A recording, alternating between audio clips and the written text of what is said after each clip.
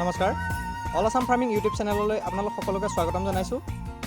আজি আমি যিখন ফাৰ্ম পৰিদৰ্শন কৰিলোঁ ইয়াৰ আমি দ্বিতীয়টি খণ্ডলৈ আগবাঢ়োঁ। দেৱৰাজ চৰকাৰীদাৰ গোটেই ফাৰ্মখন আমি চোৱাৰ পিছত ৰাতিপুৱাৰ পৰা গধূলিলৈকে কি কি কৰ্মসূচী চলে বা কেনেকুৱা কাম বা কি খুৱাব লাগে বা দানা কেনেকৈ দিয়ে গোটেই কৰ্মসূচীখিনি দাদাৰ মুখেৰে গোটেইখিনি আমি আলোচনা কৰিম। আহক ভিডিঅ'টো আৰম্ভ কৰোঁ। দাদা নমস্কাৰ। নমস্কাৰ স্বাগতম আকৌ এবাৰ আমাৰ ফাৰ্মখনলৈ। আজি যোৱা খণ্ডত আমি দেখিলোঁ যে গাহৰি পাম এখন ধৰি লওক কেনেকুৱা হয় বা মই কেনেকৈ কৰি আছোঁ, সৰু সুৰাকৈ হ'লেও যেনেকৈ আগবঢ়াই নিছোঁ যাতে ৰাইজে দেখি পায়, আমি তাৰে এটা ধৰি লওক আমি চেষ্টা কৰিলোঁ। এতিয়া দ্বিতীয় খণ্ডত আমি তাৰ যিখিনি কৰ্মসূচী ৰাতিপুৱাৰ পৰা গধূলিলৈকে সেইখিনি আমি মৌখিকভাৱে আলোচনা কৰিম। এই যিটো গাহৰি উদ্যোগ, এই উদ্যোগটোৰ লগত আপুনি কিমান দিনৰ পৰা জড়িত? হয়, আমি 2016 চনৰ পৰাই এই গাহৰি পালনৰ লগত সৰু সুৰাকৈ মানে কামবোৰ আগবঢ়াইছিলোঁ। প্ৰথমে কাগজ পত্ৰৰ কামবোৰ আৰম্ভ হৈছিলে, তাৰপিছত ধৰি লওক আমাৰ বেংকৰ কথাবিলাক হ'ল। তেনেকৈ 2016 চনৰ পৰা আমি লাগি আহিছোঁ। আজি ধৰি লওক 5-6 বছৰ ধৰি লওক এইটোৰ লগতে জড়িত। আমি 2016 চনৰ পৰা আপুনি 16 চনৰ পৰা জড়িত, খালি একেবাৰে ইণ্ডিপেণ্ডেণ্টলি আমি 18 চন মানৰ পৰা আমি ফুল মানে ফাংচনেল কৰি পেলাইছোঁ। এতিয়া ধৰি লওক গাহৰি উদ্যোগটো আপোনাৰ ধৰি লওক আপোনাৰ ফালৰ পৰা আমি শুনিব বিচাৰিছোঁ যে গাহৰি উদ্যোগটো বৰ্তমান অৱস্থা কেনেধৰণৰ হৈ আছে গোটেই অসমৰ ধৰি লওক বা তেনেকুৱা আপোনাৰ ফালৰ পৰা কওকচোন। হয়, আজি আমি জানো যে আমাৰ অসমীয়াই সদায় গাহৰি খায়, আৰু এই মুহূৰ্তত যদি চাওঁ যে আজি পূৰ্বপুৰুষৰ পৰা আমাৰ অসমীয়াই গাহৰি পুহি আহিছে। তেনে এটা উদ্যোগ আমি তাক বিজ্ঞানসন্মতভাৱে কৰি যদি আগবাঢ়োঁ তেতিয়া আমি সুফল পাওঁ। আজিৰ ডেটত আমাৰ আটাইতকৈ যদি চেলিং হয় উত্তৰ পূবত, সেইটো হৈছে আমাৰ গাহৰি মাংসটো। গাহৰি মাংসটো আজি আমি এটা তথ্য উলিয়াইছিলোঁ যে আমাৰ চাহিদা কিমান। চাহিদা আমাৰ এনেকুৱা হ'ল যে প্ৰতি বছৰে 11 কোটি কেজি আমাৰ গাহৰি মাংস আমি অসমীয়াই ভক্ষণ কৰি আছোঁ। 11 কোটি কেজি 11 কোটি কেজি। তাৰে মাত্ৰ 2 কোটি কেজিহে আমি অসমীয়াই নিজে উৎপাদন কৰিব পাৰিলোঁ। 2 কোটি ভক্ষণ কৰিছোঁ 11 কোটি কেজি, 2 কোটি কেজি আমি 2 উৎপাদন কোটি কৰিছোঁ। কেজি আমি নিজে উৎপাদন কৰিছোঁ। মানে অসমীয়াই আমি শ্বৰ্ট কিমান মাৰিলোঁ? 9 কোটি কেজি আমি শ্বৰ্ট মাৰি আছোঁ। 9 কোটি কেজি ধৰি লওক আমাৰ নাই, আমি আমদানি কৰি আছোঁ। বাহিৰৰ পৰা আহিছে, বেলেগ ৰাজ্যৰ পৰা আহিছে।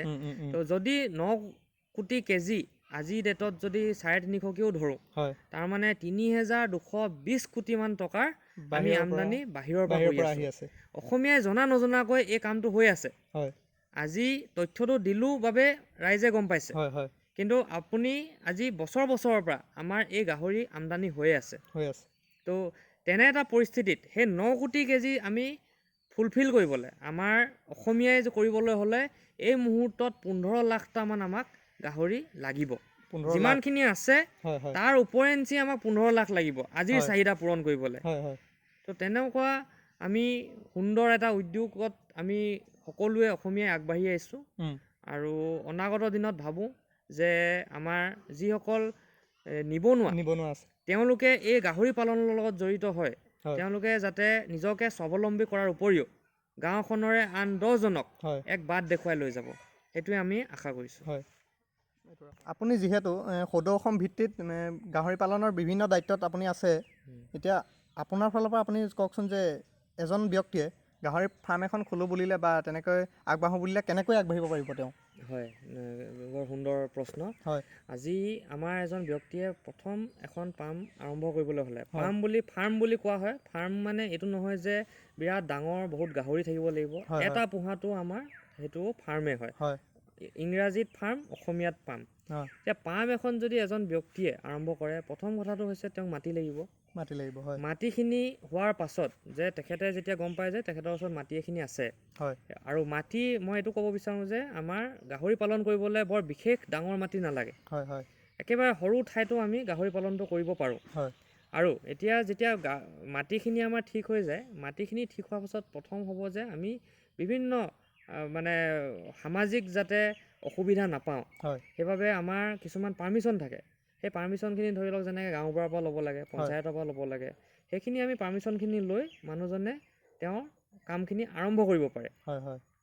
আৰম্ভণিতে কি হ'ব, দুটা আমাৰ পৰিকল্পনা লাগিব। এটা হৈছে যে গাহৰি আমাৰ কিমান পোহা হ'ব, আৰু 2 নম্বৰটো হৈছে যে আমি আৰ্থিকভাৱে কেনেকৈ পৰিকল্পনা কৰিছোঁ। কাৰণ আমাক গাহৰি লাগিব এটা ফালে, আনটো ফালে আমাক আৰ্থিক এটা অৱস্থা আমাক লাগিব। পৰিস্থিতি এনেকুৱা আহি পৰিব যে ধৰি লওক আমি যদি আৰ্থিকটো ঠিক কৰি নলওঁ, ঘৰটো বনাই ল'লোঁ, আমি পিছতকৈ বিপদত পৰিম। সেইবাবে 2টা বস্তু একেলগে চলিব লাগিব। আৰু গাহৰিটোত মই এইটো কওঁ যে আজি বিভিন্ন জন্তু আছে আমাৰ যিখিনি আমি ঘৰচীয়াভাৱে আমি পুহোঁ। তাৰ ভিতৰত গাহৰিটো আমাৰ কি হয় যে অলপমান লাভজনক কিয় বাকীতকৈ হয় এইবাবে কাৰণ গাহৰিয়ে বহুকেইটা পোৱালি দিয়ে। এটা সময়তে গাহৰিয়ে 8টা বা 12টামান দিব। তাৰমানে আৰু 114 দিন, তাৰমানে 4 মাহৰ ভিতৰত গাভিনী হৈ পেটত পোৱালি এটা ৰাখি পোৱালিখিনি ৰাখি তাৰপিছত পোৱালি জন্ম দি দিয়ে। তাৰমানে ইমান কম সময়ত যেতিয়া আপোনাৰ সংখ্যাখিনি ইমান বেছিকৈ বাঢ়ে, তাৰমানে আপোনাৰ কম সময়ত এই ব্যৱসায়টো বঢ়াবলৈ খুব সুবিধাজনক। কিন্তু এতিয়া তাৰ বাবে আপুনি ধৰি লওক জানি ল'ব লাগিব ওচৰত যিমান আপোনাৰ গাহৰি পোহা মানুহ আছে তেওঁলোকৰ পৰা আপুনি তথ্যখিনি লওক যে গাহৰি পালনত তেওঁলোকে কিদৰে কেনেকৈ আগবাঢ়ি আছে। কাৰণ দোকান এখন যদি খোলোঁ, আমি দোকানখনৰ বিষয়ে যদি একোৱেই নাজানো, আমি আগলৈ গৈ পিনে লোকচানৰ সন্মুখীন হ'ম। সেই লোকচানৰ সন্মুখীন নহ'বলৈ আমি যিহেতু জীৱ এটাৰ লগত আমি জীৱৰ ব্যৱসায় কৰিম, জীৱ এটা পুহিম, সেইবাবে তাৰ বিষয়ে তন্নতন্নকৈ আমি জানি ল'ব লাগিব প্ৰথম। সেইবাবে মই ভাবোঁ যে ওচৰৰ যিকোনো আমাৰ ভেটেনেৰি ডিপাৰ্টমেণ্টৰ ডক্তৰসকল আছে, চিকিৎসক আছে, বহুত সহায় কৰিব তেওঁলোকে। লগতে আমাৰ যিসকলে পুহি আছে তেওঁলোকেও সহায় কৰিব। তেওঁলোকৰ ওচৰত গৈ পিনে প্ৰথমে জানি লওক, তাৰ পাছত তেওঁ কামখিনি আৰম্ভ কৰিব পাৰিব। আপুনি যিহেতু 2টা পৰিকল্পনাৰ বিষয়ে আমাক ক'লে, এটা হৈছে আৰ্থিক আৰু এটা হৈছে গাহৰিৰ বিষয়ে জানিব লাগিব কথাখিনি। গতিকে আমি কেনেকৈ আগবাঢ়িব লাগিব এই গোটেই কথাখিনি আপুনি বহলাই কওকচোন অলপ। মই প্ৰথমে কৈছিলোঁ আৰ্থিক পৰিকল্পনা লাগিব এজন ব্যক্তিক গাহৰি ফাৰ্ম এখন খুলিবলৈ। আৰ্থিক বুলি যেতিয়া কৈছোঁ, গাহৰি ফাৰ্ম এখন খুলিবলৈ বৰ বেছি পইচা নালাগে। প্ৰথম অৱস্থাত তেখেতে জানিব লাগিব যে তেওঁ নিজৰ হাতত কিমান মূলধন আছে। সেই মূলধনটোৰে আমি আৰম্ভ কৰিব পাৰিম নেকি। কাৰণ মই ভাবোঁ যে আৰ্থিক এটা সংস্থাৰ ওচৰলৈ, তাৰমানে বেংক ইত্যাদিলৈ যোৱাৰ আগতে প্ৰথমে সদায় নিজাববীয়াকৈ আৰম্ভ কৰিব লাগে। বেংকে সদায় কি ফৰ্মুলাত কাম কৰে, তেখেতসকলে এইটো বিচাৰে যে চলি থকা গাড়ী এখনত তেল অলপ ভৰাই দিলে যিদৰে আৰু 10 কিলোমিটাৰ চলিব, সেইদৰে কিন্তু আপোনাৰ যদি ৰখি থকা এখন গাড়ী আছে, ৰখি থকাত যদি আপুনি তেল ভৰাই সেইখন চলিব পাৰে, নচলিব পাৰে। মই কি বুজাব বিচাৰিছোঁ যে ব্যক্তিজনে সেই টকাৰে যিটো তেওঁৰ হাতত মূলধন আছে, সেই মূলধনৰ টকাৰে তেখেতে মই ভাবোঁ আৰম্ভ কৰি ল'ব লাগে, নিজাববীয়াকৈ আৰম্ভ কৰি ল'ব লাগে। তাৰ পাছত সেই যিখিনি তেওঁ কৰি আছে সেই কৰ্মসূচীখিনি লৈ তেখেতে আৰ্থিক সংস্থাৰ ওচৰলৈ যাবও পাৰে, যদি তেখেতৰ লাগিছে যে মই অলপমান এটা আৰ্থিক সহায় ল'ব বিচাৰোঁ বুলি, অলপ বহল কৰোঁ বুলি ভাবিলে মানে বেংকৰ সুবিধা ল'ব পাৰিব, প্ৰথমে নিজে আৰম্ভ কৰিব লাগে। আৰু এতিয়া আৰ্থিক যদি মই কওঁ যে কিমান টকাৰে আমি আৰম্ভ কৰিব লাগে, চাওক আমি আজি এটা গাহৰি পুহি আছোঁ, বছৰটো শেষত বিকি দিছোঁ তাক মাংসৰ কাৰণে, আৰু আকৌ তাৰপিছত নতুন পোৱালি এটা আনিছোঁ। তেতিয়া কি হয়, সেইটোত মানে আমাৰ ব্যৱসায়টো ৰানিং নহয়। ব্যৱসায় ভিত্তিত বুলি যেতিয়া কওঁ, আমি এটা গাহৰি বিক্ৰী কৰাটোও ব্যৱসায় হৈছে। কিন্তু কথাটো হ'ল যেতিয়া আমি ব্যৱসায় ভিত্তিত ৰানিং কৰিবলৈ বিচাৰোঁ, ৰানিং কৰিবলৈ হ'লে কিন্তু আপুনি এটা ন্যূনতম এটা মডেলৰ পৰা আৰম্ভ কৰিব লাগিব বা আৰ্হিৰ পৰা আৰম্ভ কৰিব লাগিব। ঠিক আছে, এতিয়া সেইটো হৈছে আমাৰ 2 নম্বৰ পৰিকল্পনাটো, যে আমি কিমান গাহৰিৰে আৰম্ভ কৰিব লাগে বা মোৰ ঘৰটো কেনেকুৱা হ'ব, কিদৰে হ'ব। তাৰ পাছত যেতিয়া 2টা আমাৰ অ'কে আছে, তাৰপিছত আমি এটা বাজেট উলিয়াই ল'ব পাৰোঁ। এতিয়া আমি যদি চাওঁ যে কিমান গাহৰিৰে আৰম্ভ কৰিব লাগে, আমি সদায় কৈ আহিছোঁ যে আমাৰ 2টা লাইন আছে গাহৰিত। এটা হৈছে ব্ৰিডিং লাইন, তাৰমানে য'ত আমি পোৱালি উৎপাদন কৰিম, পোৱালি বিকিহে পইচা পাম মানে সেই লাইনটোৰ পৰা। আৰু আনটো লাইন হৈছে আমাৰ মাংসৰ কাৰণে, যিটো আমি মাংসৰ কাৰণে গাহৰি এটা কিনি আনিছোঁ আৰু তাক আমি বিক্ৰী কৰিবলৈ মানে ডাঙৰ কৰি বিক্ৰী কৰি দিছোঁ, মাংসৰ কাৰণে বিক্ৰী কৰিছোঁ। তো আমাৰ 2টা লাইন হ'ল। এতিয়া 2টা লাইনেৰে আৰম্ভ কৰিব লাগেনে, তেনেকুৱা এটা প্ৰশ্ন আহে প্ৰথম ব্যক্তিজনৰ। হয়, 2টা লাইনেৰে আৰম্ভ কৰিব লাগে।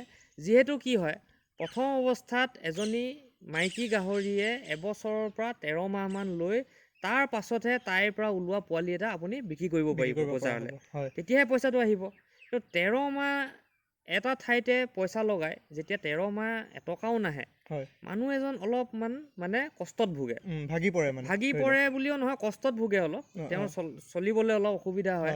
সেইবাবে আমি সদায় এইদৰে পৰিকল্পনা কৰিব লাগে যে যিহেতু আমাৰ পোৱালি এবছৰ বা 13 মাহত ওলাবই, সেই পোৱালিখিনি যেতিয়া ওলাব সেইখিনি আমি নিজে ৰাখি ল'ম, তাৰে কেইটামান আমি ৰাখি ল'ম কেইটামান গাহৰি মাংসৰ কাৰণে।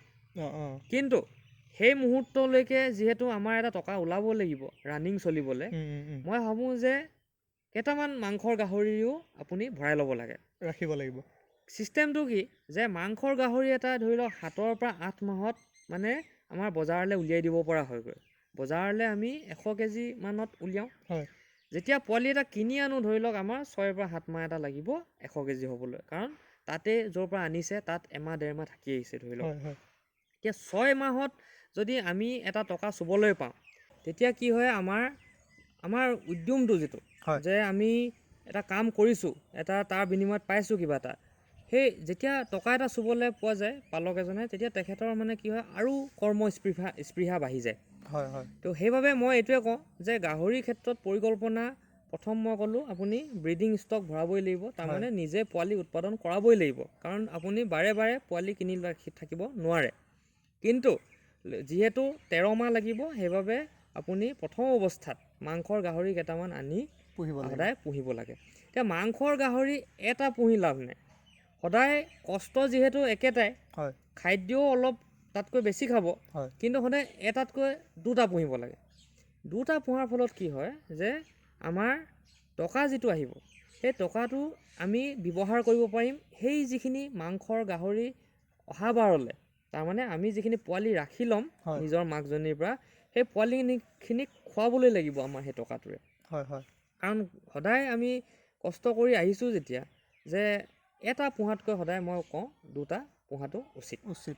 তাৰ পাছত যদি আপুনি দেখে যে নাই, মই যিহেতু 13 মাহত ক'লোঁ আপোনাৰ পইচাটো ব্ৰিডিং লাইনত আহে, আৰু মাংসৰ লাইনত 6, 7, 8 মাহৰ ভিতৰত আহে, তাৰমানে তাৰ ব্ৰিডিঙৰ এটা বেটছ উলিওৱালৈকে আপোনাৰ মাংসৰ 2টা বেটছ ওলাব। যদি আপোনালোকে পৰিকল্পনা কৰে যে মই যদি আজি জানুৱাৰী মাহত ব্ৰিডিং লাইনটো ভৰাইছোঁ পোৱালি উৎপাদন কৰাবলৈ, তো মই জানো যে সি অহা বছৰৰ জানুৱাৰীত বা আপোনাৰ ফেব্ৰুৱাৰীত আমাক টকা এটা দিব, তাৰমানে তাৰ পোৱালি আমি বিক্ৰী কৰিব পাৰিম। আৰু এইফালে আমি যদি চাওঁ জানুৱাৰী মাহত যদি আমি মাংসৰ গাহৰি কেইটামান ভৰাইছোঁ, তাৰমানে 6, 7 মাহ ধৰি লওক, আগষ্ট, জুলাই তেনেকুৱা সময়ত আমি এটা বেটছ বিক্ৰী দিব পাৰিম। কিন্তু তাৰপিছত 6 মাহটো আৰু গেপ এটা থাকি গ'ল। সেইবাবে পৰিকল্পনা কাৰোবাৰ ওচৰত যদি আছে যে আৰ্থিক মোৰ এটা বোলে ছাপৰ্ট আছে, যে মোৰ ওচৰত ইমান টকা আৰু আছে, তো তেখেতে কি কৰিব পাৰে, আৰু 2টামান গাহৰি এই প্ৰথম জানুৱাৰীত অনা গাহৰিকেইটাৰ পৰা আৰু 4-5 মাহ মানত ভৰাই দিব লাগে মাংসৰ গাহৰি। বুজি পাইছোঁ। তাৰ ফলত কি হয়, যদি আগষ্ট ছেপ্টেম্বৰত আমাৰ এটা সেই প্ৰথম 2টা ওলাব, তাৰ পাছৰ নৱেম্বৰ ডিচেম্বৰত আৰু 2টাৰ পইচা পাব তেখেতে। এতিয়া কি হ'ব, এটা যেতিয়া পোৱালিখিনি আমি ৰাখিব লাগিব নিজৰ কাৰণে, কাৰণ আজি অসমে আমি অকল পোৱালি উৎপাদনত লাগি আছোঁ। পোৱালি উৎপাদনটো আমাৰ মেইন, আমাৰ এতিয়া উদ্দেশ্য হ'ব নালাগে। আমাৰ উদ্দেশ্যটো হ'ব লাগে যে আমি মাংসৰ কাৰণে কেনেকৈ উৎপাদন কৰিব পাৰোঁ, কাৰণ আল্টিমেটলি লাষ্ট আউটপুটটো হৈছে মাংস। সেইবাবে আজি বহিৰাজ্যৰ পৰা আজি কোটি কোটি টকাৰ আমাৰ ভিতৰলৈ মাংসৰ গাহৰি আহিছে, পোৱালি অহা নাই। পোৱালি তেওঁলোকে বিক্ৰী নাই কৰা, তেওঁলোকে বিক্ৰী কৰি আছে মাংসৰ কাৰণে ডাঙৰ গাহৰি। আমি যদি মাংসৰ গাহৰিটো ৰেডি কৰি নলওঁ, তো আমি অসমীয়াই কি হ'ব, পিছলৈ এই বজাৰখন হেৰুৱাই পেলাম। সেইবাবে এইটো পৰিকল্পনাৰে পালক এজনে আৰম্ভ কৰিব লাগে। আৰু ব্ৰিডিং লাইনটোত মই ভাবোঁ মতা এটা 2জনী মাইকীৰে আৰম্ভ কৰিব, আৰু এইফালে মাংসৰ গাহৰি অতি কমেও 2টা আৰম্ভ কৰিব পাৰে, আৰু বেছি যদি কৰিব বিচাৰিছে 6টা কৰি চাব লাগে কামটো। যদি তেখেতে বোলে নাই ধুনীয়া পাইছে, ভাল পাইছে কৰি পিনে, আগবঢ়াই নিব লাগে। আৰু গাহৰি উদ্যোগটোত নামিলে মই ভাবোঁ মানুহে আকৌ পিছ পৰি দিব নালাগে, কাৰণ আজি দোকান এখন খুলিলে দিনটো বহিব লাগিব মানুহ এজনে, বিক্ৰী হওক নহওক। কিন্তু গাহৰি উদ্যোগটো তেনেকুৱা হয়, ৰাতিপুৱা আৰু গধূলি এই 2টা বস্তুত আপুনি মন দিলেই হৈ গ'ল। আপুনি সেই যেতিয়া মন দি দিব, বাকী মাজৰ সময়টোত আপুনি যি কৰে, ঘৰত বহি মোৰ ওচৰত মোৰ নিজৰ ঘৰখনত বহি যদি মই আজি এটা টকা ঘটিব পাৰোঁ, মই কিয় আজি পাঞ্জাৱ হাৰিয়ানা বা বেংগলোৰলৈ বাহিৰত যাব নালাগে হয় কিয় বাহিৰত যাব আজি 10-12 হাজাৰ টকাৰ কাৰণে বাহিৰলৈ যেতিয়া ঘৰতে তেখেতে ঘৰৰ খানা খাই পিনে গাহৰিটোত লাগি ৰাতিপুৱা গধূলি লাগি তেখেতে সেই টকাটো যেতিয়া কমাব পাৰিছে হয় মই সেইবাবে ভাবোঁ যে আমাৰ আৰ্থিক আৰু গাহৰি দুইটাৰ পৰিকল্পনা যদি ঠিক থাকে হয় আমাৰ পালক এজনে কেতিয়াও লোকচানৰ সন্মুখীন হ'ব নোৱাৰে হয় আপুনি কোৱাৰ দৰে ধৰি লওক পালক এজনে প্ৰথম আৰম্ভ কৰিবলৈ ফাৰ্মখন আৰম্ভ কৰিবলৈ ধৰি লওক নিজৰ পুঁজিয়েতো নোৱাৰিলে বা তেনেকুৱা চৰকাৰৰ কিবা আঁচনি আছে নেকি যেনেকৈ ফাৰ্মখন আৰম্ভ কৰিবলৈ বা তেনেকুৱা চৰকাৰৰ কিবা সুবিধা পাম নেকি হয় যিমানখিনি জানো মই সেইখিনি আজি ৰাইজক ক'বলৈ চেষ্টা কৰিছোঁ হয় মই যেনেকৈ ক'লোঁ যে কামটো আৰম্ভ কৰি দিব লাগে হয় কামটো আৰম্ভ কৰাৰ পাছত যদি দেখে যে পালকজনে যে আৰ্থিক সহায়ৰ দৰকাৰ হৈছে হয় তেতিয়া কি হয় চৰকাৰী আঁচনি বুলি তেনেকুৱা বিশেষ নাই হয় গাহৰিটোত হয় হয় কিছুমান আমাৰ ছাপৰ্ট চৰকাৰৰ ফালৰ পৰা গাহৰি পালকে পাইছে গাহৰি পোৱালি দিয়া হৈছে ধৰি লওক আমাৰ ST সকলক মানে ট্ৰেইনিং দিয়া হৈছে হয় ইত্যাদি ইত্যাদি হৈছে মই আহোঁ বেংকৰ লগত কথাটো যে আজি আৰ্থিক সহায় বুলি ক'লে আমাৰ সন্মুখত আহি পৰে বেংকটো কথা আহি পৰে আজি যেনেকৈ এগ্ৰিকালচাৰ ডিপাৰ্টমেণ্টটোৱে খেতি কৰিবলৈ ডাইৰেক্ট তেওঁলোকে পুঁজি দিব পাৰে হয় লোন হিচাপে কিন্তু আমাৰ ভেটেনেৰী যিটো পশুপালন পশু চিকিৎসা বিভাগ তেওঁলোকৰ হাতত তেনেকুৱা এটা ব্যৱস্থা নাই হয় আৰু ব্যৱস্থাটো হয় আমাৰ বেংকৰ ফালৰ পৰা এতিয়া আজি ডেটত যদি ক্ষুদ্ৰ গাহৰি পালক এজনে বেংকৰ ওচৰলৈ যায় তেখেতে প্ৰথমে কিছুমান কাগজৰ দৰকাৰ হ'ব হয় নথি পত্ৰখিনি ঠিক থাকিলে আমাৰ সময়টো কম লাগে মই সদায় কওঁ যে লোন এটা ডিঙিৰ দোল হয় বুলি কোৱা হয় তো যিসকলে ব্যৱসায় কৰিম বুলি ভাবিছে আৰু যাৰ উদ্দেশ্য মহৎ হয় তেওঁলোকৰ কাৰণে ডিঙিৰ দোল কেতিয়াও হ'ব নোৱাৰে কাৰণ আজি যদি তেখেতে তেখেতক সহায় কৰিব পৰা ঋণ লৈ যদি তেওঁ আগবাঢ়ি গৈছে যিটো কাম তেওঁ অনাগত 6 বছৰত আৰম্ভ কৰিলেহেঁতেন সেই বস্তুটো তেওঁ যদি আগতীয়াকৈ আৰম্ভ কৰি দিব পাৰিছে তেখেতে বজাৰৰ লগত তেতিয়া খাপ খাই যাব কাৰণ বজাৰখন 6 বছৰৰ পিছত কি হ'বগৈ সেইটো কোনেও নাই জনা বা আমি কেতিয়াও পৰিকল্পনা কৰিব নোৱাৰোঁ আমি সদায় গাহৰিত এবছৰীয়া পৰিকল্পনা লওঁ যে এবছৰ আপুনি গাহৰিখিনি বচাই ৰাখিব লাগিব তেতিয়াহে আপোনাৰ লাভ হ'ব আমি এতিয়া বেংকৰ কথালৈ আহোঁ যে বেংকৰ ওচৰত আজি আমাৰ নাবাৰ্ড বুলি যিটো আমাৰ ভাৰত চৰকাৰৰ কৃষিৰ কাৰণে যিটো বেংক আছে নাবাৰ্ড সেই বেংকটোৱে কি হয় আমাৰ কিছুমান আঁচনি ভাৰত চৰকাৰৰ ফালৰ পৰা আহে NLM-EDEG বুলি এটা আমাৰ স্কিম আছে যিখিনি আমাৰ গাহৰি পালকে পাবলৈ সক্ষম হৈছে তাৰ অন্তৰ্গত কি হয় তেখেতসকলে 8 লাখ টকালৈকে আমাৰ গাহৰিৰ ওপৰত তেওঁলোকে ঋণ এটা এপ্লাই কৰিব পাৰে 8 লাখ টকালৈকে দিয়ে 8 লাখ টকালৈকে দিয়ে 8 লাখ টকাৰ প্ৰজেক্ট হ'ব আচল কথাটো 8 লাখ টকাৰ প্ৰজেক্ট হ'ব আৰু কেতিয়াও 100% লোন দি দিয়া নহয় গোটেই প্ৰজেক্টটোৰ সদায় 90% এটাৰ ওপৰতহে দিয়া হয় বাকী 10% পালকজনে নিজে খৰচ কৰিম বুলি দেখুৱাব পাৰিব লাগিব বেংক এতিয়া এই লোনবিলাক কৰাৰ আগতে প্ৰথমে জানিব লাগিব কাগজ পত্ৰ কি লাগিব পালক এজনক আজি ঋণ এটা এপ্লাই কৰিবলৈ প্ৰথম লাগিব আপোনাৰ মাটিখিনি জমাবন্দী কাগজখন লাগিব জমাবন্দী কপিত কি লিখা থাকে যে প্ৰথম কথা আপোনাৰ মাটিডোখৰ ম্যাদী হ'ব লাগিব আপোনাৰ ম্যাদীৰ বাহিৰে বেলেগ মাটিত আমাৰ এই লোনটো দিয়া নহয় ম্যাদী হ'ল তেখেতৰ নিজৰ নামত নহ'লেও হ'ব তেখেতৰ ইমিডিয়েট যিটো ৰিলেটিভ মাক দেউতাক খুৰাক খুৰীয়েক বৰদেউতা বৰমা তেওঁলোকৰ হ'লেও হ'ব কেৱল তেওঁলোকৰ পৰা এখন লিখিত লাগিব যে তেওঁলোকৰ কোনো আপত্তি নাই সেইখন যেতিয়া হ'ল তাৰপিছত আহিব খাজানা ৰচিদখন যে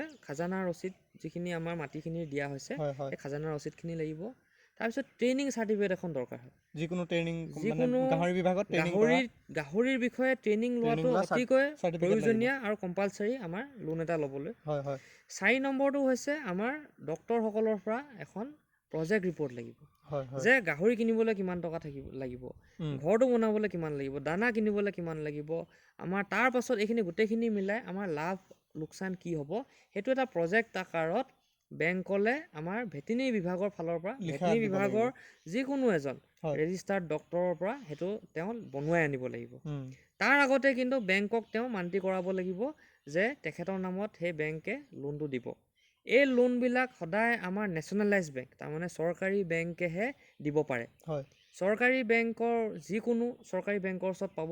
তেখেতৰ 15 কিলোমিটাৰ ভিতৰত হ'ব লাগিব ফাৰ্মখন।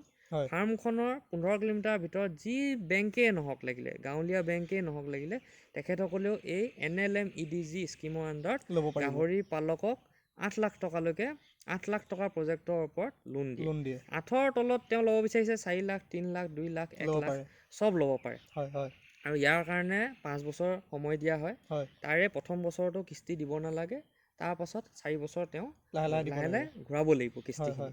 কিন্তু ইণ্টাৰেষ্টটো প্ৰথম যেতিয়াই চেংচন হয় সেই দিনটোৰ পৰাই কিন্তু লাগিবলৈ আৰম্ভ হয়। তো সেইখিনি আমাৰ বেংকৰ ফালৰ পৰা হয় সুবিধা। তাৰ উপৰিও আজি ধৰি লওক MLA ফাণ্ড, MP ফাণ্ড, ঠিক আছে, আৰু বিভিন্ন ধৰি লওক আমাৰ কিবা DIC এইবিলাকৰ পৰা গাহৰি পালকক সহায় কৰা হয়, পঞ্চায়তৰ ফালৰ পৰা সহায় কৰে। তো মই ভাবোঁ মানুহ এজন পালক এজন সজাগ হ'ব লাগিব। ক'ত কি আঁচনি চলি আছে সেইখিনি তেওঁ খবৰ ৰাখিব লাগিব আৰু সেইদৰে তেওঁ আগবাঢ়িব লাগে। আপুনি ক'লে যে এখন গাহৰি ফাৰ্ম চলাবলৈ বা এজন মানুহে যদি চলাওঁ বুলি ভাবে গাহৰি ফাৰ্মখন, কি নিমিত্তে বা কেনেকৈ গোটেই কাৰ্যসূচীখিনি গাহৰি ফাৰ্মখন সুচাৰুৰূপে চলাব পাৰিব মানে? হয়, খুব সুন্দৰ প্ৰশ্ন। আমাৰ এতিয়া পালক এজনে, মই যিহেতু আগতে কৈ গৈছোঁ যে এবছৰৰ পৰিকল্পনা এটা কমচে কম কৰিব লাগিব। এবছৰৰ পৰিকল্পনা গাহৰিত কি কৰিব লাগিব? তেখেতে মাত্ৰ গাহৰিখিনিক জীয়াই ৰাখিব লাগিব। গাহৰিখিনিক জীয়াই ৰাখিবলৈ যেতিয়া জীয়াই ৰাখিব এবছৰৰ শেষত, তেখেতে সেইখিনি বিক্ৰী কৰি পিনি তেওঁ লাভ পাব পাৰিব। কিন্তু এবছৰৰ আগত যদি মৃত্যুমুখত পৰে এজন পালকৰ লোকচান হ'ব। সেই লোকচানখিনি কিয় হয় প্ৰথমে সেইটো জানিব লাগিব। আজি গাহৰি পালক এজনে যেতিয়া গাহৰি পোহে, প্ৰথম কথা তেওঁ জৈৱ সুৰক্ষাটোৰ ওপৰত আটাইতকৈ বেছি গুৰুত্ব দিব লাগিব। জৈৱ সুৰক্ষা মানে কি? গাহৰিটো জীয়াই ৰখাটোকে জৈৱ সুৰক্ষা বুলি কয়। যে গাহৰিটো সুৰক্ষা, মানুহৰ সুৰক্ষা নাই কোৱা, মই কৈছোঁ গাহৰিটো সুৰক্ষা। কিন্তু সেইটো কৰিলে মানুহৰো সুৰক্ষা হৈ যাব। আজি আমি জৈৱ সুৰক্ষা বুলি যেতিয়া কওঁ, প্ৰথম আপুনি কি আপোনাৰ গাহৰি গঁৰালটোলৈ বাহিৰৰ পৰা কোনো মানুহ আহিবলৈ দিব নোৱাৰে। আজি আপুনি যিহেতু নিজে আহিছে, নিজে দেখিছে, যোৱাকালি আহিলে আপুনি, যোৱাকালি আহি আপোনাক সম্পূৰ্ণ চেনিটাইজেশ্যন কৰা হ'ল, আপোনাক বিভিন্ন গা ধোৱা হ'ল, বিভিন্ন চেনিটাইজাৰেৰে কৰা হ'ল, সম্পূৰ্ণ আছুতীয়াকৈ ৰখা হৈছে। সেইখিনি কৰি আমি কোৱাৰেণ্টাইন কৰি ইত্যাদি কৰি অৱশেষত মানে কাপোৰ আমাৰ সকলো নিজৰ ইউনিফৰ্ম দিয়া হৈছে, জোতা চেণ্ডেল চব আমাৰ নিজৰ, সেইখিনি সম্পূৰ্ণ দি পিনেহে আপোনাক যেনেকৈ সোমাবলৈ দিয়া হৈছে। এইখিনি নিয়ম কানুন সদায় পালন কৰিবই লাগিব পালক এজনে। যেনে মানুহ আহিলে প্ৰথমে কেতিয়াও আপুনি সোমাব দিব নোৱাৰে, কাৰণ কাৰোবাৰ 2 মিনিটৰ সুখৰ কাৰণে আপোনাৰ জীৱনটো ধ্বংস হৈ যাব বা আপোনাৰ সপোনখিনি ভাঙি যাব। প্ৰথম আমাৰ এতিয়া আমি চেনিটাইজেশ্যন কৰিব লাগিব। চেনিটাইজেশ্যন মানে আজি আমি ধৰি লওক বীজাণুনাশক ব্যৱহাৰ কৰিব লাগিব। আমাৰ আটাইতকৈ ভাল বীজাণুনাশক হৈছে এই ৰ'দটো আৰু হাৱা। যিকোনো বস্তু যেতিয়া বাহিৰৰ পৰা আনো বা যেতিয়াই মানুহজন আহোঁ, কেতিয়াও আমি ফটককৈ ভিতৰলৈ সোমাই যাব নালাগে। আপুনি কাপোৰ কানি খুলি সেইখিনি ৰ'দত দিব লাগে। ৰ'দত দিয়াৰ পাছত কি কৰিব? আমি বিভিন্ন বীজাণুনাশক ব্যৱহাৰ কৰোঁ। আটাইতকৈ সহজতে পোৱা বীজাণুনাশক হৈছে আমাৰ ব্লিচিং পাউডাৰ দিব লাগিব। এইখিনি তথ্য আমাক আমাৰ পশুপালন ও পশু চিকিৎসা বিভাগ অসমে আমাক দিছে যে আমি ব্লিচিং পাউডাৰ যেতিয়া ব্যৱহাৰ কৰোঁ, সেইটো 20 গ্ৰাম প্ৰতি লিটাৰ পানীত মিক্স কৰি আপুনি স্প্ৰে কৰিব পাৰে। কেতিয়াও গাহৰিৰ ওপৰত ডাইৰেক্ট মাৰিব নালাগে আৰু মানুহৰ ওপৰতো ব্লিচিং পাউডাৰ ডাইৰেক্ট নামাৰিব। এতিয়া ব্লিচিং পাউডাৰৰ বাহিৰে আৰু কি আছে? ছ'ডিয়াম হাইপ'ক্লৰাইড বুলি আছে, সহজতে পোৱা যায়, মেডিকেলৰ দোকানত পোৱা যায়। সেইটো আমাৰ কি হয়? 20 ml প্ৰতি লিটাৰ, 20 ml প্ৰতি লিটাৰ মিক্স কৰি আমি সেইটো স্প্ৰে মাৰোঁ। স্প্ৰে সেইটো ধৰি লওক আমাৰ যিমান বস্তু বাহানি আনো বাহিৰৰ পৰা, বোলে আজি দানা আহিছে, পলিচ আহিছে, বাহিৰৰ পৰা যিকোনো এটা বোলে মেচিন আহিছে, ঠিক আছে, সকলোখিনি আমাৰ সেইটোৰেদি স্প্ৰে মাৰিব লাগিব। স্প্ৰে মাৰি বীজাণুনাশকৰ আকৌ এটা মানে বৈশিষ্ট্য আছে যে তাৰ এটা কণ্টেক্ট টাইম আছে। তাৰমানে সেই বীজাণুনাশকটো যেতিয়া সেই বীজাণুৰ লগা অংশটোৰ ওপৰত লাগি থাকিব এটা পাৰ্টিকুলাৰ সময়ৰ কাৰণে, তেতিয়াহে আমাৰ বীজাণু নাশ হয়। আজি মাৰিলে লগালগ বোলে সোমাই গৈছে, তেতিয়া আকৌ সেইটো নহয়। 15ৰ পৰা আধা ঘণ্টামান সময় সদায় লাগে। যেনেকৈ আপুনি দেখিলে যে আপোনাক বহোৱা হ'ল, স্প্ৰে মৰাৰ পিছত আপোনাক বহোৱা হৈছে, তাৰ 15-20 মিনিটৰ পাছতহে আপুনি গা ধুবলৈ যাব পাৰিছে, দিয়া হৈছে। তো সেইদৰে 15-20 মিনিট সদায় ৰাখি তাৰ পাছতহে আপুনি বস্তুখিনি ব্যৱহাৰ কৰিব পাৰিব। যিকোনো বস্তু ধৰি লওক ফাৰ্মলৈ আনিলে 15-20 মিনিট চেনিটাইজ কৰাৰ পিছত বাহিৰত ৰাখি, কাৰণ ব্লিচিং আৰু ছ'ডিয়াম হাইপ'ক্লৰাইড আমাৰ সকলো দোকানতে পোৱা যায়। তাৰপিছত আহোঁ যে মানুহজন সোমোৱাৰ বা গঁৰালটোলৈ সোমোৱাৰ আগমুহূৰ্তত তেওঁ ভৰি আৰু হাত সেই দুইটা ধুই ল'ব লাগে চাবোনেৰে।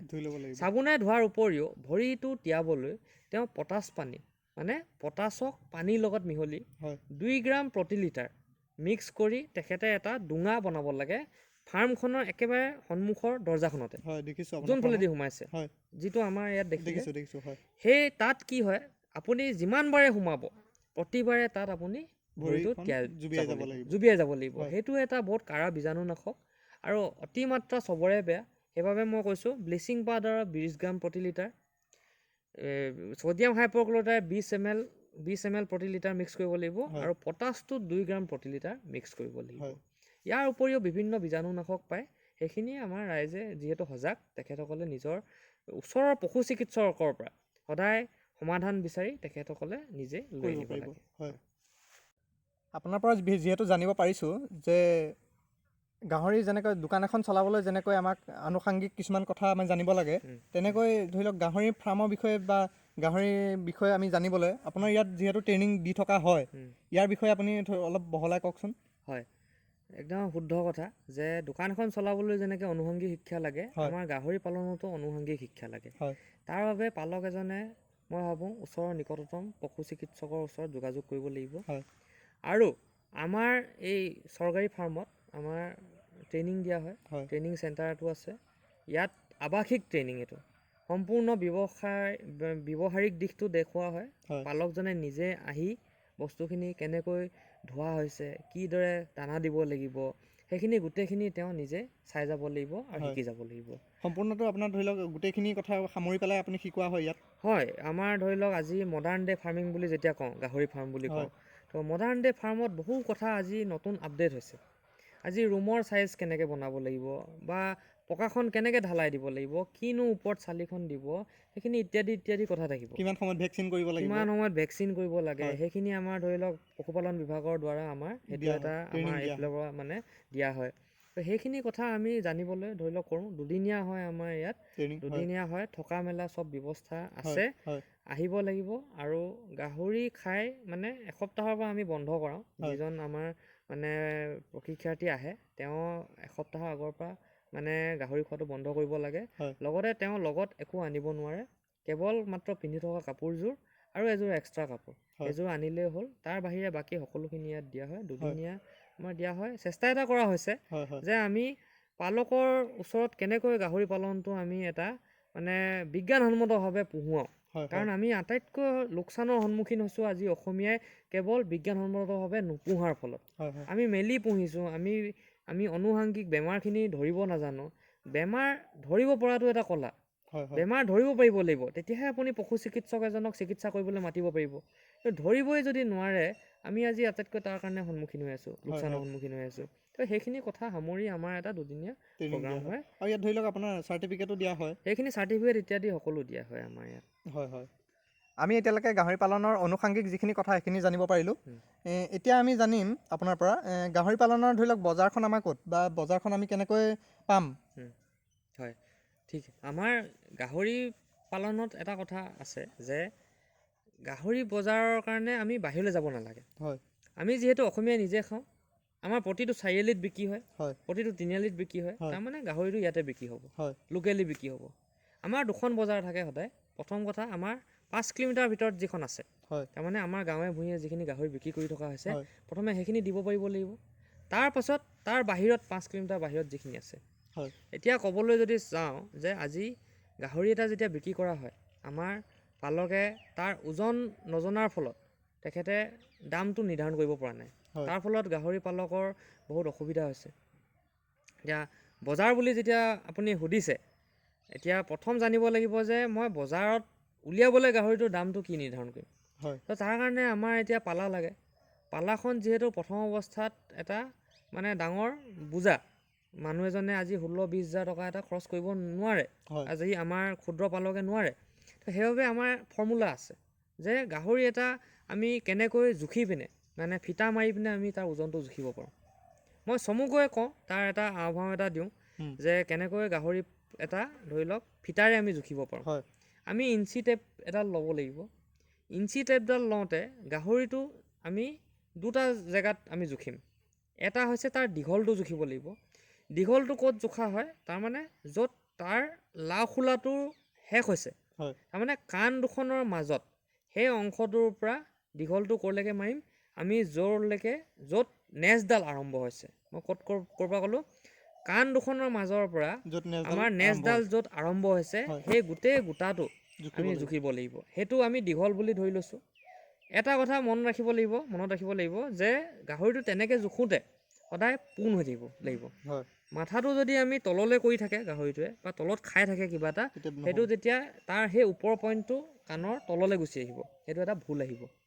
সেইবাবে আপুনি একেবাৰে একে কোবতে জুখিব নাই পৰা। আমি কি কৰিব লাগে, কাণৰ পৰা আধালৈকে জুখি পিছৰডোখৰ আকৌ এবাৰ মাৰি দিলে হ'ব। সেইটো হ'ল দীঘল। তাৰপিছত আহোঁ আমাৰ বুকুখন। এই বুকুখন গোটেইখন জোখা হয়, তাৰমানে আগ ঠেং দুটাৰ জাষ্ট পিছফালে তলদি যাব নে ওপৰদি, আগ ঠেংকেইটা শেষ হৈ জাষ্ট য'ত শেষ হৈছে তাৰ পাছফালে, ঠিক আছে, মানে আগ ঠেংকেইটা জাষ্ট পাছফালে গোটেই বুকুৰ মেৰখন, বুকুৰ মেৰ বুলি কৈছোঁ, তাৰমানে এই দুখন হাতৰ এই তলৰ এই অংশটো, এই বুকুৰ মেৰটো গোটেইটো চাৰ্কুলকৈ টাইটকৈ জুখিব লাগিব ইঞ্চি টেপেৰে। এইটোক আমি বুকুৰ মেৰ বুলি কৈ লৈছোঁ। আমি দুটাই এতিয়া ভেলু পালোঁ, এটা হৈছে আমাৰ দীঘলটো, আনটো হৈছে আমাৰ বুকুৰ মেৰটো। এতিয়া আমাৰ ফৰ্মুলা কি হৈছে, ফৰ্মুলাটো একে কোবতে কৈ দিলে মানুহে অসুবিধা পাব। সেইবাবে মই তিনিটা ভাগ কৰিছোঁ। তিনিটা ভাগত কৈছোঁ, প্ৰথমে কি কৰিব, বুকুৰ মেৰটোক দুবাৰ পূৰণ কৰিব লাগিব। যিটো বুকুৰ মেৰ ওলাব তাক দুবাৰ পূৰণ, আৰু লগতে আৰু কি পূৰণ কৰিব লাগিব, দীঘলটো এবাৰ। বুকুৰ মেৰ পূৰণ, বুকুৰ মেৰ পূৰণ দীঘল, যিটো দীঘল ওলাইছে দিশটো, ঠিক আছে। গোটেইকেইটা যেতিয়া ওলালে আনচাৰ, তেতিয়া লাষ্টত যিটো আনচাৰ ওলাব সেই আনচাৰটোক আমি কিহেৰে আমি হৰণ কৰিব লাগিব, আমি 400 হৰণ কৰিব লাগিব। যিয়ে আনচাৰ নোলাওক লাগিলে তাৰ ফৰ্মুলাটো হৈছে 400 হৰণ কৰিব লাগিব। সেইটো হ'ল 400 যেতিয়া হৰণ কৰিলোঁ তাৰ যিটো উত্তৰ ওলালে, যিহেতু এইটো এটা আন্তৰ্জাতিক ফৰ্মুলা, তাৰমানে গোটেই পৃথিৱীৰ কাৰণে একেটাই ফৰ্মুলা, আৰু বাহিৰত বিশেষকৈ দেখা যায় যে আমাৰ কেজিত নকৰি তেওঁলোকে পাউণ্ডত জোখে। তো সেইকাৰণে আনচাৰ যিটো ওলাব 400 হৰণ কৰাৰ পাছত সেইটো ওলালে পাউণ্ডত। পাউণ্ডক কেজিৰ পৰা কেজিলৈ বদলাবলৈ কি কৰিব লাগিব, যিটো পাউণ্ডত উত্তৰ ওলাইছে তাক আমি 0.4535, তাৰমানে 0.4535ৰে তাক আমি পূৰণ কৰিব লাগিব। পূৰণ যেতিয়া কৰি দিলোঁ, যিটো উত্তৰ ওলালে সেইটোৱে হৈছে আমাৰ গাহৰিৰ একদম লাইভ ৱেইট। সেই লাইভ ৱেইটটো সদায় কি হয়, 60ৰ পৰা 70% সদায় মাংস ওলায়। সেই মাংসটো আপুনি যিমানেই ওলাইছে তাৰে 3-4 কেজি মাইনাছ কৰি, কাৰণ যিহেতু বেপাৰী এজনে দিনটোৰ কাৰণে বিক্ৰী কৰে, তো মাংসটো সেই সময়ত শুকাই যায়, 2-3 কেজি শুকায়।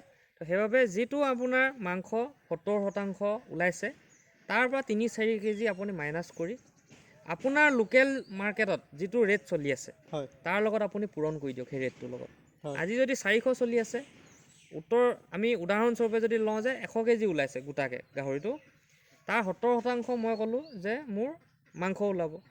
70% মানে 70 কেজি, 100 কেজি গাহৰিটোত। সেই 70 কেজিত মই ক'লোঁ যে আপোনাৰ কমাই পিনে 3-4 কেজি ল'ব, 64, 65, 66 কেজি হ'ব। সেইটোক আপুনি পূৰণ কৰিব আপোনাৰ তাত যিটো মাংস ৰেট চলি আছে, তাৰমানে 400 যদি চলি আছে, তাৰমানে 64-65 কেজিক আপুনি 400 হৰণ কৰিব লাগিব, পূৰণ কৰিব লাগিব, মাল্টিপ্লাই কৰিব লাগিব। পূৰণ যেতিয়া কৰিব, যিটো ৰেট ওলাব, যিটো দাম ওলাব, সেইটো মানে বেপাৰীজনে সেই মাংসখিনি বিক্ৰী কৰি পিনে পাব। তাৰ পাছত 18% আমাৰ সদায় কি হয়, পেটু, মাথা, ভৰি, ঠেং, ঠিক আছে, এই বস্তুকেইটাৰ ওলায়। তাৰো এটা ভাল ৰেট আছে, সদায় মাংসৰ আধা ৰেট লোৱা হয় সেইটো। তাৰমানে 400 যদি চলি আছে 200 টকা পালে, মই কৈছোঁ 100 টকাকৈ যদি লওঁ, ধৰি লওক 18% মানে 100 কেজি গাহৰিটোত 18 কেজি ওলালে, সেইটোৰ এটা 1800 টকা এটা ওলালে। ওপৰত মাংসখিনি আমি ওলালে মোটামুটি 26,000 টকামান ওলালে, 26-1800 মোটামুটি 28,000 টকামান আমাৰ সেই গাহৰিটো বিক্ৰী কৰি পিনে পাব। তাৰমানে 70% মাংস ওলালে, 18% আপোনাৰ এই ভৰি, মাথা, পেটু এইখিনি ওলালে, তাৰমানে বাকী থাকিলে 12%। 12%টো সদায় আমাৰ কি হয়, সেইখিনি ৱেষ্ট হয়। তাৰমানে তেজ হৈ গ'ল, পানী হৈ গ'ল, গু হৈ গ'ল, তাৰ ভিতৰত পৰি থকা দানাখিনি হৈ গ'ল, সেইখিনি নোম, সেইখিনি ৱেষ্ট যায়। তাৰমানে এটা গাহৰি আমাৰ বেপাৰীজনে বিকি তাৰমানে এই সময়ত 27,000 পৰা 28,000 টকা পাই আছে। আপুনি কি ৰেট ক'ব লাগে, আপুনি সদায় ধৰি লওক মানে যিটো মাংস আপোনাৰ ওলালে সেই মাংসটোৰ বিনিময়ত যিমানখিনি টকা ওলাইছে দেখুৱাইছে সেই টকাটো খুজিব লাগে সদায়। মানে যদি চাওঁ আজিৰ ডেটত 220ৰ পৰা 240 250 টকা প্ৰতি কেজি গোটাকে, গোটা ওজন যিমান হৈছে সিমানটো এজন পালকে এই মুহূৰ্তত ক্ষুদ্ৰ পালকে পাব লাগে। তো সেইখিনি আমাৰ বজাৰ থাকে। বজাৰৰ কাৰণে অসুবিধা আমাৰ তেনেকুৱাকৈ একোৱেই নাই। আজি মই এইটোৱে ভাবোঁ যে ৰাইজলৈ যেতিয়া আমি খাদ্যৰ কাৰণে এটা বস্তু ৰেডি কৰিছোঁ, সেইবাবে আমাৰো কিছুমান দায়িত্ব থাকে যে আমি পেলু ইত্যাদি ধুনীয়াকৈ খুৱাই আমাৰ গাহৰিটো যাতে একদম সুস্বাস্থ্যৰ হয় বিকা সময়ত, সেইটো আমি নিশ্চিত কৰিব লাগিব পালক হিচাপে। তেতিয়াহে আমাৰ ৰাইজে কি হ'ব, আপোনাৰ গাহৰি কিনিব।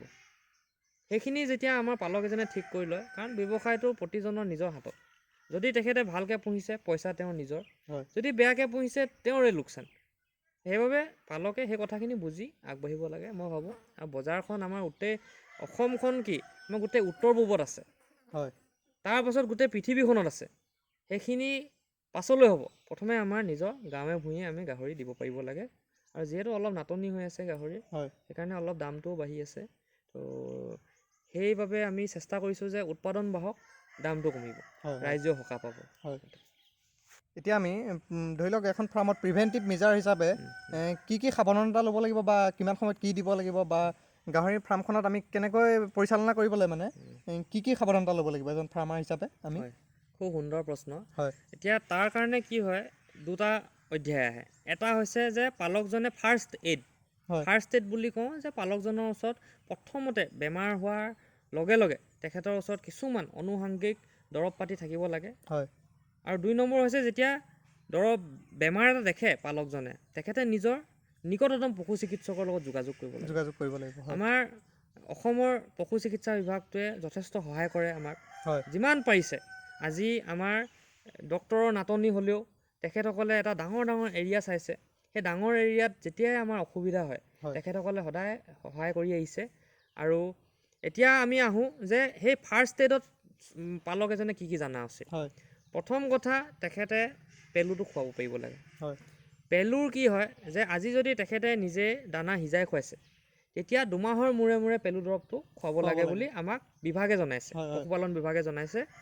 আৰু যদি তেখেতে কিনা দানা খুৱাইছে, মানে দানাটো কিনি আনি পিনে খুৱাইছে, তেতিয়া পেকেট দানাটো যিটো আমাৰ ধৰি লওক চয়াবিনৰ গুড়া, ঠিক আছে, চয়াবিনৰ বা মাকৈৰ গুড়া থাকে, ঠিক আছে, ভিটামিন থাকে, সেইটো আমি যদি খুৱাওঁ তেতিয়া 3 মাহৰ মূৰে মূৰে খুৱাব লাগে। পেলু দৰৱ 3 মাহৰ মূৰে ৰিটাৰ্ণ কৰি থাকিব লাগে, ৰিপিট খুৱাই থাকিব লাগে। এতিয়া পেলু দৰৱ কি ব্যৱহাৰ হ'ব সেইটো আমাৰ পশু চিকিৎসকৰ পৰা জানি পিনে তাৰপিছতে পালক এজনে খোৱা উচিত, বা কিমান পৰিমাণত খুৱাব লাগে সেইটোও পালক এজনে আমাৰ পশু চিকিৎসকজনক সুধিব লাগিব। কিন্তু আমি আনুষংগিক কি জানিব লাগিব যে 3 মাহৰ মূৰে মূৰে পেলু দৰৱটো খুৱাই থাকিব লাগে। এটা সেইটো হৈ গ'ল। পেলু টেবলেট খুওৱাৰ পিছত আমি লিভাৰ বা তেনেকুৱা কিবা পেলু দৰৱ যিদিনাখন খুৱাই দিয়া হয়, পেলু দৰৱ সেইদিনাখন খুৱাই লগালগ দিনটো লঘোণ দিব লাগিব। কাৰণ আপুনি যদি পেটত খাদ্য পৰি থাকিবলৈ দিয়ে পেলু কেতিয়াও নমৰে। কিন্তু গাভিনী গাহৰিৰ ক্ষেত্ৰত সেইটো বেলেগ। গাভিনী গাহৰি সাধাৰণতে আগবেলাটো আমি খানাটো নিদি পাছবেলাকৈ আমি কিন্তু খাদ্যটো দিওঁ, তাৰ আধা দিওঁ। পেলু টেবলেট খোৱাৰ দিনাখন আমি আধা দিওঁ গাভিনী গাহৰিৰ ক্ষেত্ৰত, যিহেতু পেটত পোৱালি আছে। কিন্তু তাৰ বাহিৰে বাকী যিমান নৰ্মেল গাহৰি আছে গোটেইখিনিকে আমি দিনটোলৈ লঘোণ দিওঁ। পানী খাই থাকিব পাৰিব, পানী দি থাকোঁ। আৰু পেলু যিহেতু এটা পয়জন, পেলু দৰৱটো যিহেতু এটা পয়জন, সেইকাৰণে আমি কি কৰোঁ, সদায় লিভাৰ দৰৱ খুৱাব লাগিব পিছদিনাৰ পৰা। লিভাৰ দৰৱ আমি 7 দিনলৈ খুৱাওঁ। বহুতে অলপ কমো খুৱায়, কিন্তু 7 দিনমান খোৱালে কি হয়, লিভাৰটো ভাল হোৱা মানে ভোক লাগিব তাৰ। ধৰি লওক এতিয়া লিভাৰ দৰৱ আমি দিওঁতে ৰাতিপুৱা দিব লাগিব নে আবেলি দিব লাগিব? পেলু হওক লিভাৰ হওক সদায় ৰাতিপুৱাই দিব লাগিব। ৰাতিপুৱা বেলাত দি দিলে কি হয়, দিনটো আমি লঘোণ দিব পাৰোঁ। আৰু খাদ্য ধৰি লওক সেইখিনি মিক্স হৈ ভালকৈ হজম হয়, মানে পেটে ধুনীয়াকৈ টানে বস্তুটো, পেটে ভালকৈ টানিব, এবজৰ্ব কৰিব পাৰিব লাগিব। সেইকাৰণে আমি সাধাৰণতে ৰাতিপুৱা বেলাতে দিওঁ। এইটো হৈছে আমাৰ প্ৰথম কথা। 2 নম্বৰ কথা, তেখেতে জ্বৰ জুখিবলৈ জানিব লাগিব। আজি গাহৰিৰ পালকৰ আটাইতকৈ কষ্টৰ সন্মুখীন হৈছে জ্বৰৰ কাৰণে। জ্বৰ হৈ আছে, খাদ্য এৰি দিয়ে, তাৰপিছত কি হয়, গাহৰিটো মৃত্যুমুখত পৰে। কাৰণ তেখেতে গমেই নাপালে যে জ্বৰ হৈ আছে বুলি পালকজনে। এতিয়া জ্বৰ জুখিবলৈ আমাৰ কি আছে, আমাৰ মানুহৰ যিটো যন্ত্ৰ থাৰ্মোমিটাৰ বুলি কয়, সেই যন্ত্ৰটোক আপুনি গাহৰিটোৰ গোহৰ দুৱাৰত ভৰাব লাগিব। বিভিন্ন আমাৰ আজিকালি পায় আমাৰ থাৰ্মোমিটাৰ, এডাল হৈছে আগৰ যিডাল পাৰা থকাডাল, গ্লাছ থকাডাল, সেইডাল এডাল আছে আৰু এডাল আছে আমাৰ যিটো ডিজিটেল এটা আকৌ চেঞ্চৰ এনেকৈ বন্দুকটো নিচিনা থাকে সেইটো আমাৰ গাহৰিত কাম নিদিয়ে কেৱল গোহৰ দুৱাৰত ভৰাব পৰাটোহে আমাৰ কাম দিব পাৰাটো বা ডিজিটেলটো সেই দুটা আমাৰ পোৱা যায় ডিজিটেলটো ল'লে উজু কাৰণ আমাৰ কামবিলাক ৰাফ যিহেতু সেইবাবে ভাঙি থাকে গ্লাছৰডাল তো আমাৰ এতিয়া পালকজনে জানিব লাগিব যে গাহৰিৰ নৰ্মেল টেম্পাৰেচাৰ কিমান গাহৰিৰ নৰ্মেল টেম্পাৰেচাৰ হৈছে 102.5 ডিগ্ৰী ফেৰেনহাইট মানে 102.6 হোৱা মানে জ্বৰ সেইটো জুখিলেহে গম পাব তেখেতে সেইবাবে খাদ্য যেতিয়া লক্ষণ দেখুৱায় জ্বৰৰ যে খাদ্য এৰি দিছে ঠিক আছে একদম বহি আছে এটা জেগাত তেখেতে থাৰ্মোমিটাৰডাল আনি জুখি দিব লাগে কাৰণ ডক্তৰ এজনে সিমান সময় নাপাবও পাৰে কিন্তু আমি যদি প্ৰথমে চাই মেলি দেখোঁ যে জ্বৰ হৈছে তেখেতে যেতিয়া ডক্তৰজনক ক'ব পাৰিব ডক্তৰজনে যেতিয়া নিশ্চিতভাৱে তেওঁক সহায় কৰিব দৰৱ পাতিৰ পিছত প্ৰথমে জানিব লাগিব জনাব লাগিব যে জ্বৰ হৈছে সেইকাৰণে থাৰ্মোমিটাৰডাল একদম জৰুৰী পালক এজনৰ জীৱনত আৰু মই এইটো কওঁ যে একেবাৰে ডক্তৰক সুধি জ্বৰৰ টেবলেট এটা নিশ্চিতভাৱে ৰখা উচিত জ্বৰৰ টেবলেট ৰখা উচিত আৰু জ্বৰৰ টেবলেটটো যেতিয়া ৰাখিব তেতিয়া ধৰি লওক আপুনি প্ৰথম যিটো ফাৰ্ষ্ট এইড ট্ৰিটমেণ্ট ডক্তৰক সুধি আপুনি কৰি ল'ব পাৰিব ডক্তৰে যেতিয়া 6-7 ঘণ্টা অলপমান দেৰি হ'লেও পালকজনে অসুবিধাত নপৰে তো সেইখিনি আমি জনা উচিত প্ৰথমে তাৰ বাহিৰে সদায় পশু চিকিৎসক আছে পশু চিকিৎসকে নিশ্চিতভাৱে সহায় কৰিব আৰু লগতে মই কওঁ যে অনুষংগিকখিনি জানি লোৱা উচিত মই ভাবোঁ তেতিয়া কেতিয়াও লোকচানৰ সন্মুখীন নহয় ধৰি লওক এতিয়া আমি আৰু কথা আগবাঢ়িম ভেকচিনৰ ক্ষেত্ৰত আপুনি কিবা কয় নেকি ভেকচিন ধৰি লওক কিমান সময়ত দিব লাগিব জন্মৰ পৰা বা কি ভেকচিন দিব লাগে কি ভেকচিন আছে ভেকচিন বুলি যেতিয়া কওঁ দৰৱখিনি ভেকচিন নহয় দৰৱখিনিক দৰৱ বুলিয়ে ক'ব লাগিব ভেকচিন হৈছে প্ৰতিষেধক মানে বেমাৰটো নোহোৱাৰ আগত আপুনি প্ৰতিষেধকটো মাৰি ৰাখিব লাগিব যাতে বেমাৰটোৱে তাক মানে বেমাৰটো যাতে আক্ৰান্ত নহয় তাৰ প্ৰতিষেধক বুলি যেতিয়া কৈছোঁ আমাৰ গাহৰিৰ ক্ষেত্ৰত কি আছে swine fever classical swine fever CSF বুলি কোৱা যায় অতি মাৰাত্মক বেমাৰটো সেইটো মানে কি অতিমাত্ৰা জ্বৰ হয় গাত ৰঙা চকল বহে ঠিক আছে মুখেদি কেতিয়াবা তেজ ওলায় পায়খানা ওলায় কেতিয়াবা ঠিক আছে তেনেকুৱা এটা বেমাৰ আছে আমাৰ তাৰ প্ৰতিষেধক আছে প্ৰতিষেধকখিনি আৰু প্ৰতিকাৰ নাই তাৰমানে হ'লে আপোনাৰ কোনো মেডিচিন নাই সেইবাবে ভেকচিন আগতীয়াকৈ মাৰি ৰাখিব লাগিব এটা swine fever classical swine fever বুলি ক'লোঁ CSF আৰু আনটো হৈছে আমাৰ চবকা ৰোগ এই খুৰা ফটা যিটো বেমাৰ এই CSF FMD বুলি কোৱা হয় ফুট এণ্ড মাউথ ডিজিজ এই দুটাই সাধাৰণকৈ আমাৰ পালক এজনে পশু চিকিৎসকৰ সহায়ত এই ভেকচিনকেইটা মৰুৱাই ল'ব লাগে ভেকচিনকেইটাৰ সময় এনেকুৱা যে ভেকচিন ভাল বেয়া বুলি নাথাকে